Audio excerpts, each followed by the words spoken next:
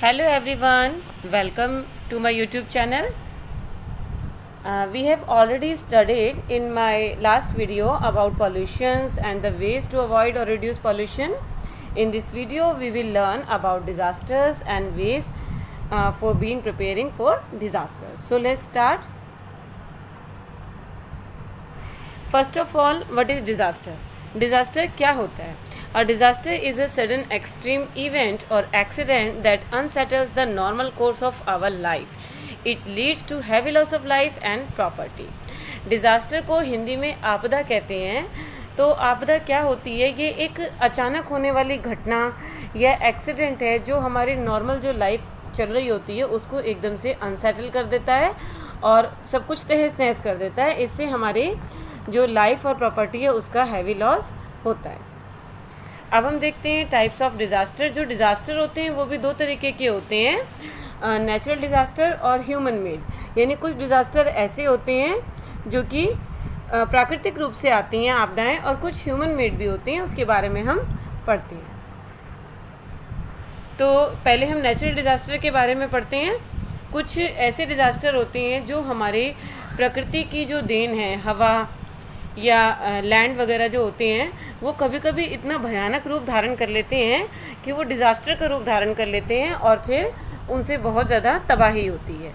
तो सबसे पहले है अर्थक्वेक. एक अर्थक्वेक जो होता है वो धरती के नीचे जो शेकिंग होती है, यानी कि एक सडन वॉयलेंट शेकिंग, एक हिंसक रूप से धरती के नीचे जो शेकिंग होती है जिसमें अर्थ का क्रस्ट भी आता है, यानी कि ऊपरी तह, इसमें भी बहुत तेज़ी से शेकिंग होती है जिसकी वजह से सब कुछ जो है तहस नहस हो जाता है. इससे लाइफ का और प्रॉपर्टी का बहुत ज़्यादा डिस्ट्रक्शन होता है. नेक्स्ट है हमारा वॉल्केनिक इरप्शन, जिसे हम ज्वालामुखी विस्फोट भी कहते हैं. तो ज्वालामुखी क्या होता है? अ वॉल्केनो इज़ अ माउंटेन और हिल विद एन ओपनिंग और अ वेंट. ये एक पहाड़ या एक हिल होती है जिसके ऊपर से वो खुला हुआ होता है, ओपनिंग होती है उसमें, और जब ये इरप्शन होता है, ज्वालामुखी का विस्फोट होता है, तो इसकी धरती के अंदर जो रॉक्स हैं पिघले हुए रूप में, जो मॉल्टन रॉक्स हैं जिसे हम मैग्मा कहते हैं, जो बहुत ज़्यादा गर्म होता है और पिघले हुए रूप में होता है सब कुछ, जब विस्फोट होता है तो वो चीज़ एकदम से धरती के सरफेस पे आ जाती है विस्फोट होके, और बहुत सारी राख और बहुत सारी गैसेस भी जो हैं वो ज्वालामुखी से निकलती हैं. उसके बाद आता है हमारा सुनामी. सुनामी में क्या होता है कि इसमें वॉल्केनिक एक्टिविटी या एक्सप्लोजन होता है, विस्फोट होता है समुद्र के तल में. आप ऐसे भी कह सकते हैं कि समुद्र के तल में एक भूकंप आ जाता है जिससे जो हमारा सी वाटर होता है उसकी जो लहरें होती हैं वो इतनी तेज़ स्पीड में होती हैं, इतनी ऊंची होती हैं कि उनकी जो स्पीड होती है वो 100 पर किलोमीटर भी पर आवर भी हो सकती है. तो इसको हम सुनामी कहते हैं. और सुनामी की वेव से जो है बहुत ज़्यादा लाइफ और प्रॉपर्टी का नुकसान होता है जब ये लैंड को हिट करती हैं. उसके बाद फ्लड भी एक नेचुरल डिज़ास्टर है जिसे हम बाढ़ कहते हैं. ये बाढ़ कब आती है? जब हमारे जो वाटर बॉडीज़ होती हैं जैसे रिवर वगैरह हैं, इनका जो वाटर होता है वो ओवरफ्लो हो जाता है, और इतना ओवरफ्लो हो जाता है कि वो आसपास की जो लैंड होती है उसको भी कवर कर लेता है. जो फ्लड होता है वो हैवी रेनफॉल के कारण भी हो सकता है, या फिर वाटर बॉडी में कोई ब्लॉकेज आ गई हो लैंडस्लाइड वगैरह की वजह से, या फिर जो वहाँ पे बांध बने होते हैं, डैम बने होते हैं, उसमें कोई भारी नुकसान हो जाए तो भी फ्लड आने की आशंका होती है. ड्रॉट हम सूखे को बोलते हैं जब बहुत लंबे समय तक रेनफॉल नहीं होता या बहुत कम रेनफॉल होता है, तो इससे पानी की कमी हो जाती है. जो हमारा अंडरग्राउंड वाटर होता है वो तो ऑलमोस्ट सूख ही जाता है, तो पानी की भारी कमी हो जाती है. और जब बहुत ज़्यादा सूखा पड़ता है, बहुत ज़्यादा पानी की कमी हो जाती है, टोटल एब्सेंस ऑफ रेनफॉल हो जाता है, यानी बारिश बिल्कुल नहीं होती है बहुत महीनों तक या बहुत ईयर्स तक, तो क्या होता है कि धरती बिल्कुल ही रूखी हो जाती है, उसमें पानी बिल्कुल ख़त्म हो जाता है, जिसकी वजह से हमारी क्रॉप भी नहीं होती हैं और अकाल की स्थिति आ जाती है. साइक्लोन के बारे में अगर देखें तो ये विदेशों में ज़्यादा साइक्लोन की स्थिति रहती है. साइक्लोन जो है ये एक बहुत ही बड़ा तूफ़ान होता है जो कि गोल सर्कल में घूमता हुआ आता है, स्पिन करता है ये, इसमें हवा गोल सर्कल में घूमती है. और साइक्लोन जो होते हैं वो ओशंस के ऊपर या समुद्र के ऊपर फॉर्म होते हैं, उसके ऊपर बनते हैं वहाँ से, और फिर ये लैंड की तरफ मूव करते हैं. तो इनके अंदर विंड की पावर तो होती है, वाटर की पावर भी साथ में होती है, और जब ये आते हैं तो ये बहुत सारे पेड़ों को, घरों को और बाकी की जो और स्ट्रक्चर्स होते हैं उनको जड़ से उखाड़ ही देते हैं. अभी जो हमारे नेचुरल डिज़ास्टर हैं, इनका प्रिवेंशन कैसे हो सकता है, हम इन नेचुरल डिज़ास्टर से जो तबाही होती है उसे कम कैसे कर सकते हैं या उनसे कैसे बच सकते हैं, इसके बारे में भी पढ़ेंगे। जिससे पहले हमने लिया अर्थक्वेक, कि अर्थक्वेक में हम क्या क्या प्रिवेंशन कर सकते हैं, कि जो हमारे घर हैं जो अर्थक्वेक प्रोन एरिया होते हैं, यानी कि जहाँ पे अर्थक्वेक आते रहते हैं उन्हें अर्थक्वेक प्रोन एरिया बोलते हैं। तो ऐसे एरियाज़ में हमें लाइट वेट के मटेरियल से घर बनाने चाहिए, जैसे कि लकड़ी वगैरह से। तो विदेशों में जहाँ पे ये अर्थक्वेक्स वगैरह ज़्यादा आते हैं वहाँ पे घर इसी तरीके से बने होते हैं। और जो हमारे बिल्डिंग्स, डैम्स, रोड और ब्रिजेस वगैरह बनते हैं, इनको बिल्कुल प्रॉपर रूल्स के हिसाब से, जो सेफ्टी रूल्स होते हैं उनके हिसाब से मजबूत बनाना चाहिए। सेकेंडली कि जहाँ पे अर्थक्वेक्स आते रहते हैं, मान लीजिए अर्थक्वेक आ गया है कहीं पर, तो आपको क्या करना है कि घरों से बाहर निकलकर, जल्दी से जल्दी घरों से बाहर निकलकर हमें खुले एरिया में जाना चाहिए, जहाँ पे हम बिल्डिंग्स, ट्रीज और टेलीफोन्स के जो इलेक्ट्रिकल लाइंस वगैरह होती हैं उनसे दूर जा सकें। ऐसी जगहों पे जाना चाहिए। और भागते समय या घर से निकलते समय हो सके तो हम लिफ्ट का इस्तेमाल ना करके स्टेयर्स का इस्तेमाल करें। लिफ्ट का इस्तेमाल अर्थक्वेक के समय पे करना सबसे ज़्यादा खतरनाक होता है।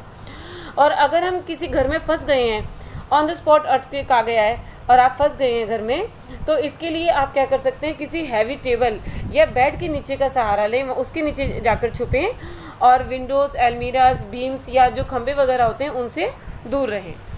जो लोग अर्थक्वेक के समय व्हीकल्स में हैं वो अपने व्हीकल्स की स्पीड को बिल्कुल स्लो कर दें और ओपन स्पेस की तरफ जाएं।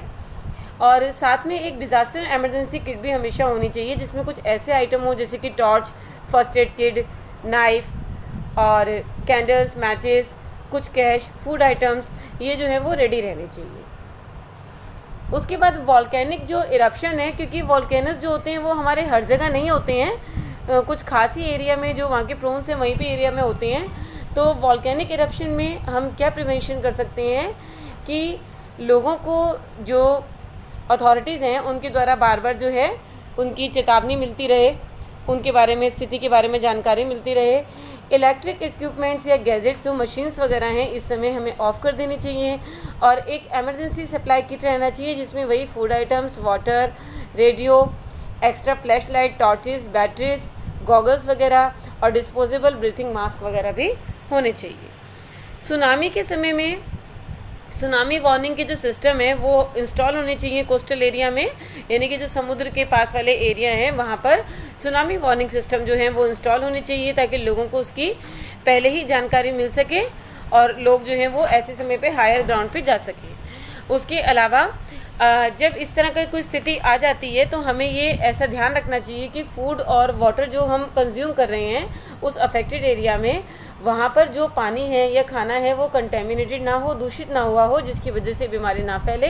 क्योंकि अगर वो दूषित पानी जो होता है वो हमारे फूड चेन में आ जाता है तो टाइफाइड और कॉलेरा जैसी बीमारियाँ बढ़ जाती हैं। ड्रॉट प्रोन एरिया जो हैं, जहाँ पर रेनफॉल बहुत कम है या जहाँ पर से कोई रिवर वगैरह या कोई वाटर बॉडी आसपास नहीं है, ऐसे कोई ड्रॉट प्रोन एरिया जो हैं उनको हमें वाटर से कनेक्ट करना चाहिए, किसी कनाल वगैरह से, रिवर से उन्हें कनेक्ट करना चाहिए।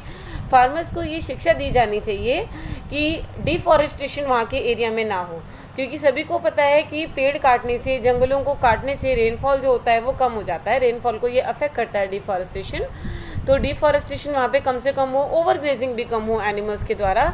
जो अपने एनिमल्स को हम फार्म्स वगैरह में चरने के लिए छोड़ते हैं ना, घास वगैरह, तो वहाँ पे ओवर ग्रेजिंग कम होनी चाहिए, क्योंकि वहाँ पे पहले ही ड्रॉट प्रोन एरिया है तो एनिमल्स की ओवर ग्रेजिंग ना हो।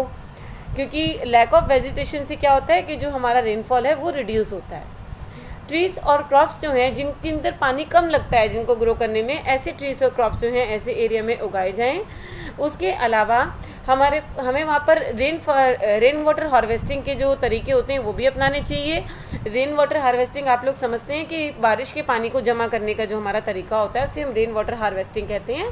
तो वाटर स्टोरेज स्ट्रक्चर होने चाहिए, कुंड वगैरह या पॉन्ड्स वगैरह, लेक्स वगैरह, जिससे बारिश का जो पानी है उसे कलेक्ट किया जा सके एमरजेंसी के लिए। साइक्लोन से बचने के लिए हमें साइक्लोन्स की जो है अर्ली वार्निंग मिलनी चाहिए रेडियो पर, टेलीविज़न पर, तो वो भी देखते रहना चाहिए।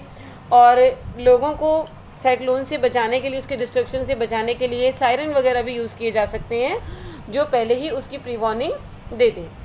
लोगों को ऐसे एरिया को जहाँ पे साइक्लोन आने की संभावना है, साइक्लोन आने वाला है, ऐसे एरिया को छोड़ देना चाहिए तुरंत उस समय के लिए, नहीं तो अगर ऐसा नहीं कर सकते हैं तो वो घर के ऐसे स्ट्रॉन्गेस्ट पार्ट में जा कर के बैठें जो कि थोड़ा नेचुरली स्ट्रॉन्ग हो और जल्दी से साइक्लोन से अफेक्ट ना हो। जो घरों की छतें हैं वो बहुत ही मजबूत होनी चाहिए, जिससे वो जब साइक्लोन आता है तो विंड के हैवी फोर्स से वो जल्दी से ना उखड़े।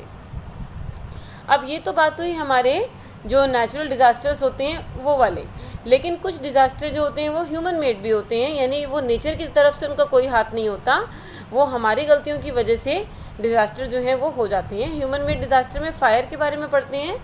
जब कभी आग वगैरह लग जाती है तो वो ह्यूमन मेड डिज़ास्टर में आता है। जब आग लग जाती है वो किस वजह से लगती है कि आपकी जो इलेक्ट्रिकल वायरिंग है उसकी वजह से लग जाती है, गैस या स्टोव में कोई एक्सप्लोजन हो गया है उसकी वजह से, या आपने जलती हुई मैच स्टिक या कोई जलती हुई चीज़ जो है वो आपने केयरलेसली यहाँ वहाँ फेंक दी, फिर आग पकड़ गई, इन कारणों से आग लग जाती है। और आग की स्थिति में 101 का जो नंबर होता है फायर स्टेशन का, उसको डायल करना चाहिए।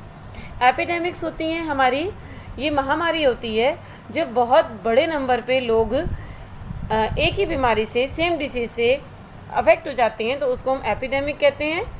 और इस तरह की जो डिसीज़ होती है ये एक इन्फेक्शन डिसीज़ होती है, इन्फेक्शियस होती है, जो एक पर्सन से दूसरे पर्सन को फैलती है। जैसे कि फ़िलहाल हमारी जो कोरोना की कोविड-19 की जो एपिडेमिक है वो इस समय पूरे वर्ल्ड में फैली हुई है।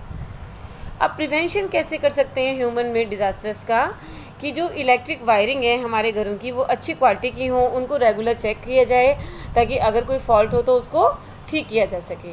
तो इससे हम इलेक्ट्रिक सर्किट वगैरह की जो फायरिंग होती है उससे हम बच सकते हैं। उसके अलावा जैसे ऐसी चीज़ें हैं जिनसे आग लगने का खतरा है, petrol, paper, plastic item, synthetic clothes और तरह तरह के जो स्प्रे होते हैं जो बहुत जल्दी ही आग को पकड़ लेते हैं, उनको हमें सोर्स ऑफ फायर से दूर रखना चाहिए। एपिडेमिक्स के लिए हम लोग क्या कर सकते हैं कि हमेशा एक तो प्रॉपर हाइजीन जो है उसको मेंटेन करना चाहिए, यानी कि साफ़ सुथरे रहें और अपने पर्यावरण को, अपने आसपास को भी साफ़ सुथरा रखें। साबुन, डिटर्जेंट वगैरह को अपनी बॉडी को डिसइंफेक्ट करने के लिए यूज़ करें और अपने आसपास के लिए भी यूज़ करें। इससे क्या होगा कि इन्फेक्शन के खतरे से बचा जा सकता है। अब तो टीवी पर जैसे बहुत सारे तरीके दिखाए जा रहे हैं कि आपको थोड़ी थोड़ी देर में हाथ धोने हैं किसी अच्छे डिटर्जेंट से या हैंड वॉश वगैरह से। इसके अलावा आप ऐसी जगहों को जिन्हें लोग बार बार छूते हैं उनको भी छूने को अवॉइड करें।